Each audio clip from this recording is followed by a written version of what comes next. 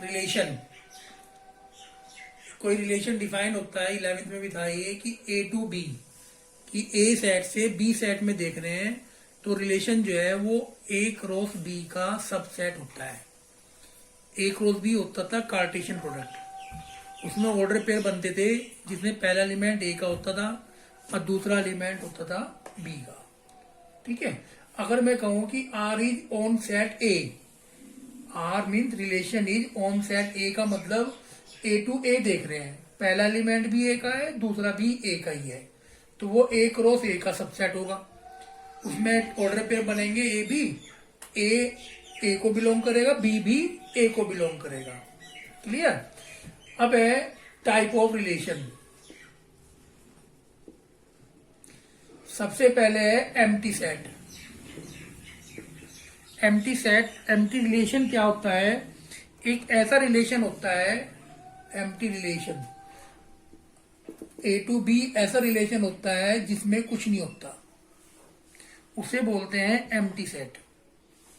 Clear. For example अगर मैं कहूं आपको कि ए इज इक्वल टू 246 है और बी इज इक्वल टू 135 है, मैंने डिफाइन किया R is equal to, order pair किया मैंने ए टू बी कि ए माइनस बी जो है वो इवन नंबर है। अब देखो, आप जब ए में से आप बी माइनस करोगे तो वो ओड आएगा ए टू बी में। क्लियर। तो ये कभी भी इवन नंबर नहीं आएगा, मतलब इसका जो ऑर्डर पेयर बनेंगे वो कोई 5 बनेंगे, कोई एम्प्टी सेट आएगा। तो ऐसे सेट को बोलते हैं एम्प्टी सेट। दूसरा होता है यूनिवर्सल रिलेशन। इसका मतलब है इसमें सब कुछ आएगा। तो अगर आर ए टू बी है तो उसमें क्या है कि सारा आएगा ए क्रॉस ए, मतलब जो भी ए क्रॉस बी का एलिमेंट बनेगा, जो भी ऑर्डर पेयर बनेंगे वो सारे के सारे यूनिवर्सल सेट में आएंगे। ठीक है। अगर मैं इसी सेट को ले लूं और मैं यहाँ इवन की जगह डिफाइन कर दूं नेचुरल नंबर, तो देखो 2 माइनस इंटीजर डिफाइन कर दिया मैंने, तो 2 माइनस 1 भी इंटीजर आएगा, 2 माइनस 3 माइनस 1 ये भी इंटीजर आएगा, 2 माइनस 5, तो कुछ भी आप दोनों को जब भी माइनस करेंगे तो वो इंटीजर ही आएगा, तो वो क्या बन जाएगा? Universal set. क्लियर होगी दोनों, empty relation and universal relation. Clear. अब है third type, identity relation. X Y relation है, एक्स वाई ए को बिलोंग कर रहा है but X is equal to Y होना चाहिए, कि दोनों एलिमेंट सेम होने चाहिए। फॉर एग्जाम्पल मैंने कहा ए कोई सेट है 1 2 3, R1 मैंने रिलेशन लिया 1 1 2 2 3 3, एक मैंने दूसरा रिलेशन लिया 1 1 2 2 3 3 1 2 एंड 2 1। तो R1 देखो ये तो आपका आइडेंटिटी फंक्शन है क्योंकि इसमें सारे एलिमेंट इक्वल हैं, लेकिन जो R2 है वो आइडेंटिटी एलिमेंट नहीं है। क्यों नहीं है? क्योंकि इसमें 1 2 भी आ गया, 2 1 भी आ गया। तो आइडेंटिटी एलिमेंट को लिखते हैं आई ए से, ये आइडेंटिटी एलिमेंट कहलाता है ए में, मतलब दोनों इक्वल है। ठीक है। अब है फोर्थ, जो सबसे इंपॉर्टेंट है, जो हमारी एक्सरसाइज में आएगा, रिफ्लेक्सिव रिलेशन। रिफ्लेक्सिव रिलेशन वो होता है कि जब x कोमा x बिलोंग कर रहे हैं a को, मतलब जो भी आपका ऑर्डर पेयर बनेगा उसमें दोनों एलिमेंट सेम होने चाहिए। इसे ऐसे लिखते हैं कि x x belong to R for all values of x belong to A. अगर इसी एग्जाम्पल की बात करें, देखो हम ये एक्स एक्स बिलोंग कर रहा है, ये भी कर रहा है, ये भी कर रहा है, तो ये भी रिफ्लेक्सिव है, ये भी रिफ्लेक्सिव माना जाएगा। क्योंकि अगर मैं कहूं कि ये ए इज इक्वल टू 1 2 3 है, तो 1 2 3 सेट में देखो इसमें 1 1 भी बिलोंग कर रहा है, 2 2 भी कर रहा है, 3 3 भी कर रहा है, तो ये रिफ्लेक्सिव हो गया। इसमें 1 1 भी कर रहा है, 2 2 भी कर रहा है, 3 3 भी कर रहा है, तो ये भी रिफ्लेक्सिव माना जाएगा, भले ही इसमें एक्स्ट्रा हो। ये आइडेंटिटी नहीं होने का, लेकिन रिफ्लेक्सिव दोनों है। ये आइडेंटिटी था, ये आइडेंटिटी नहीं था। क्लियर। अगर मैं यहाँ एक एलिमेंट 4 लगा दूं और, तो ये ना तो रिफ्लेक्सिव है क्योंकि इसमें 4,4 बिलोंग नहीं कर रहा, ये भी रिफ्लेक्सिव नहीं होने का फिर। क्लियर। तो रिफ्लेक्सिव वो होता है कि जब दोनों एलिमेंट x, x बिलोंग करेंगे r को, और x क्या चीज है? जो a का सेट है। दूसरा है अब पांचवा सिमेट्रिक रिलेशन। सिमेट्रिक रिलेशन क्या कहता है कि अगर एक्स वाई बिलोंग कर रहा है आर को, कोई दो एलिमेंट है एक्स वाई, वो बिलोंग कर रहे हैं आर को, तो वाई एक्स भी बिलोंग करेगा। मतलब अगर कहीं 2,3 बिलोंग कर रहा है, अगर ये कर रहा है, अगर ये होगा तब हम चेक करेंगे, तो 3, ये भी बिलोंग करेगा। फॉर एग्जाम्पल इसी को देखो, R2 वाला सेट था, इसमें 1,2 बिलोंग कर रहा है और 2,1 भी कर रहा है। तो अगर ये कर रहा है तो ये भी कर रहा है, तो ये क्या कहलाएगा? सिमेट्रिक रिलेशन कहलाएगा। सिमेट्रिक रिलेशन में एक इसका होना जरूरी है, तब हम चेक करेंगे कि ये दूसरा भी है या नहीं है। समझ में आ रही है ना बात? अब देखो 6th है ट्रांजिटिव रिलेशन। अगर एक्स वाई बिलोंग कर रहा है आर को, वाई जेड भी बिलोंग कर रहा है, इसमें दो एलिमेंट है, उसमें एक ही था अभी सिमेट्रिक में, एक्स वाई भी कर रहा है, वाई जेड भी कर रहा है। अगर ये दोनों है तब हम चेक करेंगे कि क्या एक्स जेड भी बिलोंग करेगा। तो ये कैसे करेंगे? एग्जाम्पल से बात क्लियर होगी। देखो कोई सेट ए था, मैंने 3 रिलेशन लिख रखे हैं, यहाँ में दिए हुए हैं। पहला में चेक करना है कि ये ट्रांजिटिव है या नहीं है। देखो 1,2 बिलोंग कर रहा है, 2,1 बिलोंग कर रहा है। अब हमें क्या चेक करना है? ये x हो गया, ये y हो गया, ये z हो गया, तो 1,1। अब देखो 1,1 बिलोंग कर रहा है आर को, कर रहा है, तो ये क्या हो गया? ट्रांजिटिव। समझ में आई बात? एक और देखो 1,3 कर रहा है, 3,1 भी कर रहा है, 1,3 कर रहा है, 3,1 भी कर रहा है। अब हमें चेक करना है कि 1,1 तो बिलोंग कर रहा है, तो ये भी ट्रांजिटिव हो गया। और कोई चेक करो, 2 एलिमेंट होने चाहिए, तब हम चेक करेंगे तीसरा है या नहीं है। होगा तो यस, नहीं तो नहीं। अब इसमें आ जाओ जरा सेकंड एग्जांपल में। 1,2 बिलोंग कर रहा है, 2,3 कर रहा है, 1,3 भी कर रहा है, तो ये भी ट्रांजिटिव है। इस पर आ जाओ, 1,2 कर रहा है, 2,3 कर रहा है, लेकिन 1,3 भी कर रहा है। ये तो मैंने दोबारा वही लिख दिया, ठीक है। तो ये अब ये देखो 1,3 कर रहा है, 1,3,2 भी कर रहा है। अब हमें चेक करना है कि क्या 1,2 भी करेगा, तो हाँ 1,2 भी कर रहा है। अब यहां देखो 2,3 भी बिलोंग कर रहा है, 3,2 भी कर रहा है, लेकिन 2,2 नहीं कर रहा R3 में, तो इसका मतलब ये ट्रांजिटिव नहीं है। तो 3 हमने आपको मेन बताए, रिफ्लेक्सिव, सिमेट्रिक और ट्रांजिटिव।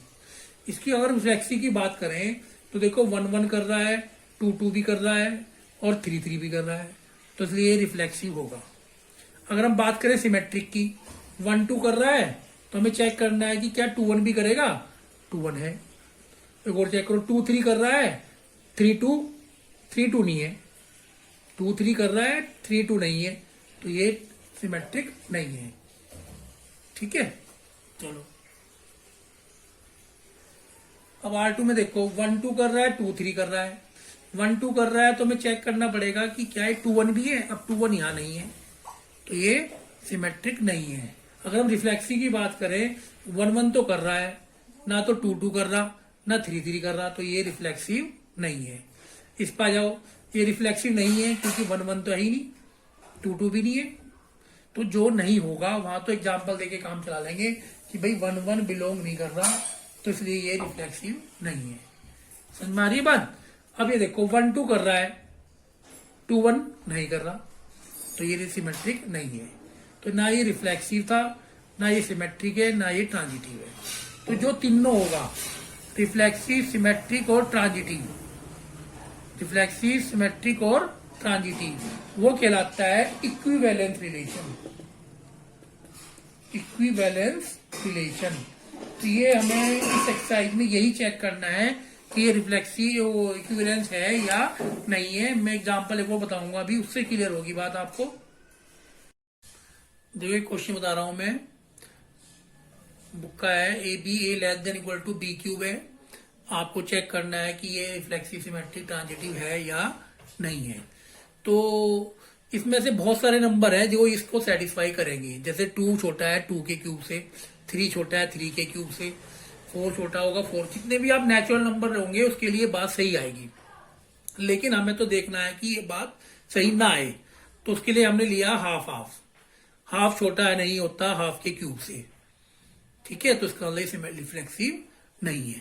कोई भी एक नंबर ऐसा अगर नीड से सेटिस्फाई नहीं करेगा तो ये रिफ्लेक्सिव नहीं होने का। अगर हम यहाँ नेचुरल नंबर कर देते रियल नंबर की जगह तो ये रिफ्लेक्सिव हो जाता। उसके बाद आया सिमेट्रिक। 1,2 बिलोंग कर रहा है, 1 छोटा है लेकिन 2,1 बिलोंग नहीं कर रहा, तो उसका मतलब क्या हुआ, ये सिमेट्रिक भी नहीं है। ट्रांजिटिव में 3 एलिमेंट ढूंढने पड़ेंगे, तो हमने ढूंढे 9, 4, 2। 9 छोटा है 4 के क्यूब से, सही बात है। 4 छोटा है 2 के क्यूब से, ये भी बात सही है। लेकिन x, z मतलब 9,2 जो है वो बिलोंग नहीं कर रहा है। तो ऐसे बहुत सारे एग्जाम्पल हो सकते हैं, आप सोच सकते हैं। तो इसमें एग्जाम्पल देना पड़ेगा जो नहीं होगा।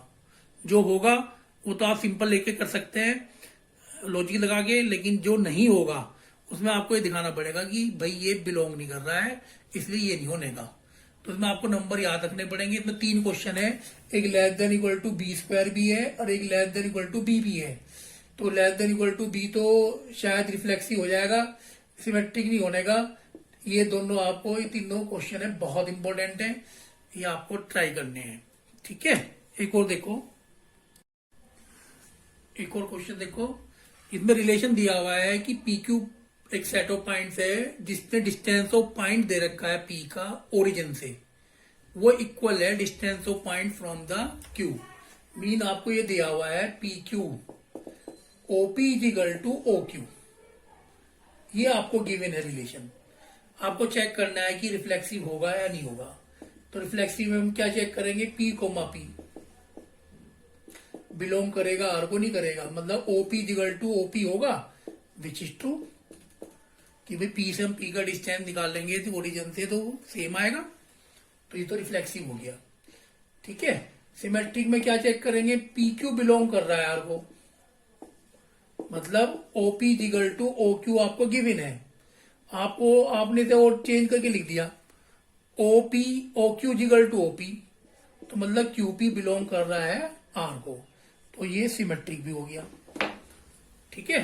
ट्रांजिटिव के लिए क्या करेंगे हम कि इफ पी क्यू बिलोंग कर रहा है आर को, मतलब P Q PO equal to O Q है, क्यू आर बिलोंग कर रहा है, मतलब O Q equal to O R है। तो फ्रॉम 1 एंड 2 से क्या आया, OP equal to O R आ गया, मतलब पी आर भी बिलोंग कर रहा है आर को। ये इस तरह आपको करके दिखाना पड़ेगा। तो ये रिफ्लेक्सिव भी हो गया, सिमेट्रिक भी हो गया और ट्रांजिटिव भी हो गया। क्लियर हो गया। अब आप ये एक्सरसाइज ट्राई करो, कंप्लीट करो से, जो नहीं होगा वो हम बताएंगे। देखो एग्जांपल देखो, T1 T2 2 ट्राइंगल्स हैं, रियल नंबर को बिलोंग कर रहे हैं, मतलब कुछ भी हो सकता है। T1 कॉन्ग्रुएंट है T2 के, ये हमें रिलेशन दिया हुआ है और हमें चेक करना है कि रिफ्लेक्सिव सिमेट्रिक ट्रांजिटिव है या नहीं है। सबसे पहले हम रिफ्लेक्सिव की बात करेंगे। रिफ्लेक्सिव हमने बताया था कि दोनों सेम होते हैं, तो T1 बिलोंग्स टू आर करेगा। क्यों करेगा, क्योंकि T1 तो अपने आप का कॉन्ग्रुएंट होगा ही होगा, कोई भी ट्रायंगल अपने आप का कॉन्ग्रुएंट तो होना ही होना है, तो इसलिए ये रिफ्लेक्सिव होगा। बस आपको ऐसे ही लिखना है। उसके बाद हमने करा सिमेट्रिक। सिमेट्रिक में हमें चेक करना है कि अगर T2 T2 बिलोंग कर रहा है, इसका मतलब हुआ कि T1 जो है कॉन्ग्रुएंट है T2 के। इस बात को हमने उल्टा करके लिख लिया, तो उसका मतलब क्या हुआ कि T2, T1 भी बिलोंग कर रहा है R को, तो उसका मतलब ये हुआ कि ये सिमेट्रिक भी हो गया, क्योंकि अगर T1 T2 के कॉन्ग्रुएंट है तो T2 T1 के भी कॉन्ग्रुएंट होगा। अब उसके बाद हमें चेक करना है ट्रांजिटिव। ट्रांजिटिव में था T1 T2 बिलोंग करेगा R को और T2 T3 भी करेगा, मतलब T1 तो T2 के कॉन्ग्रुएंट है और T2 जो है T3 के कॉन्ग्रुएंट है। तो जब ये दोनों एक दूसरे के कॉन्ग्रुएंट हैं तो T1 T3 के भी हो जाएगा। T1 T3 के होने का मतलब है कि T1 T3 भी बिलोंग कर रहा है। तो इसलिए तीनों हो गया, रिफ्लेक्सिव भी हो गया, सिमेट्रिक भी हो गया और ट्रांजिटिव भी हो गया। तो ये इक्विवेलेंस रिलेशन भी कहलाएगा। समझ में आ गई बात। एक और देखो, एक ए बी रिलेशन दिया हुआ है कि a minus be even number है। अब हमने रिफ्लेक्सिव के लिए चेक करा तो A बिलोंग कर रहा है आर को। अब A माइनस ए जब करेंगे तो हम जीरो आएगा, विच इज इवन, जीरो को इवन माना जाता है, तो हैंस इट इज रिफ्लेक्सिव। कोई भी नंबर लोगे आप, अगर उसको उसी में से घटा देंगे तो जीरो आएगा, तो जीरो इवन भी होता है, 2 का मल्टीपल भी कह सकते हैं, 4 का मल्टीपल भी कह सकते हैं। इसमें एग्जाम्पल हमारे 3 क्वेश्चन है इस एक्सरसाइज में इसी तरह के, एक इवन नंबर है, एक 2 का मल्टीपल है और एक 4 का मल्टीपल है, उसमें सब में यही करना है। सिमेट्रिक के लिए क्या करेंगे, ए बी बिलोंग कर रहा है, मतलब ये हुआ कि a माइनस बी जो है वो इवन नंबर है, कोई 2 का मल्टीपल है, 2m मान लिया, इसमें मैंने माइनस कॉमन लेके b माइनस ए कर लिया। अब b माइनस ए का जब माइनस हटाएंगे तो मोड में फर्क नहीं पड़ेगा, तो b माइनस ए भी 2 का मल्टीपल आ गया, तो b माइनस ए आने का मतलब हुआ कि b माइनस ए भी बिलोंग कर रहा है बी ए, तो सो इट इज सिमेट्रिक भी हो गया। उसके बाद ट्रांजिटिव देखते हैं, ए बी बिलोंग कर रहा है आर को, मतलब a माइनस बी 2 का मल्टीपल है, तो हमने इसका मोड हटाया तो प्लस माइनस का 2m आ गया। फिर हमने लिया बी सी बिलोंग कर रहा है आर को, ये दो बातें तो हमें लेनी ही लेनी है, तो यहाँ b माइनस सी आया प्लस माइनस का 2n, मोड को जब भी हटाते हैं तो प्लस माइनस का साइन आता है, ठीक है। अब उसके बाद हमने इन दोनों को ऐड कर दिया, जब दोनों को ऐड करेंगे तो b से b कट जाएगा, तो 2 कॉमन आके ये m प्लस n बचेगा। अब इधर दूसरी तरफ मोड लगाया हमने तो ये प्लस माइनस का साइन खत्म हो गया, तो पता चला कि a माइनस सी भी जो है 2 का मल्टीपल आ गया, तो हैंस इट इज ट्रांजिटिव भी हो गया। तो ये रिफ्लेक्सिव भी हो गया, सिमेट्रिक भी हो गया, ट्रांजिटिव भी हो गया, तो ये क्या कहलाएगा, इक्विवेलेंस रिलेशन भी कहलाएगा। तो जो है उसमें तो लॉजिक लेके आप कर देंगे कि भाई ये a माइनस ए जीरो आता है तो ये होगा, जो नहीं है, एक मैं नहीं वाला भी बताता हूं।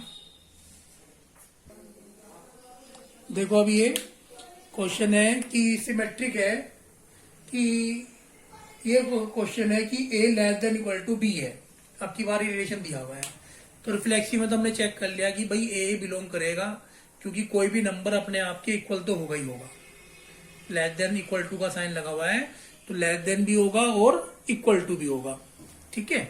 लेकिन सिमेट्रिक में देखो, अब सिमेट्रिक में आपको एग्जांपल लेना पड़ेगा कि आपने a को 1 ले लिया, b को 2 ले लिया। अब देखो a b तो बिलोंग कर रहा है r को, कि 1 2 से छोटा है, बट अगर आप उल्टा ले लो b a, 2 छोटा नहीं होता 1 का, विच इज फॉल्स, तो so it is not symmetric. तो जो नहीं होगा उसमें आपको एग्जांपल देके दिखा देना है कि भाई ये चीज बिलोंग नहीं कर रही, इसलिए ये सिमेट्रिक नहीं होगी। ट्रांजिटिव ये होगा कि a लेस देन b भी है, b लेस देन c भी लिया मान लो, अगर मैं दोनों को ऐड कर दूं तो b से b कैंसिल हो जाएगा, तो a c बिलोंग करेगा। तो जो होगा उसे तो आप सिंपल लॉजिक लेके रख देंगे, जो नहीं होगा उसे आपको एग्जाम्पल देके दिखाना पड़ेगा कि भाई ये बिलोंग नहीं कर रहा, इसलिए ये जो भी है सिमेट्रिक ट्रांजिटिव भाई ये नहीं है। क्लियर होगी बात ही। अब आप ट्राई करो फर्स्ट एक्सरसाइज, पहला क्वेश्चन ट्राई करके मुझे बताओ आता है समझ में, नहीं आएगा तो फिर मैं दोबारा बताऊंगा।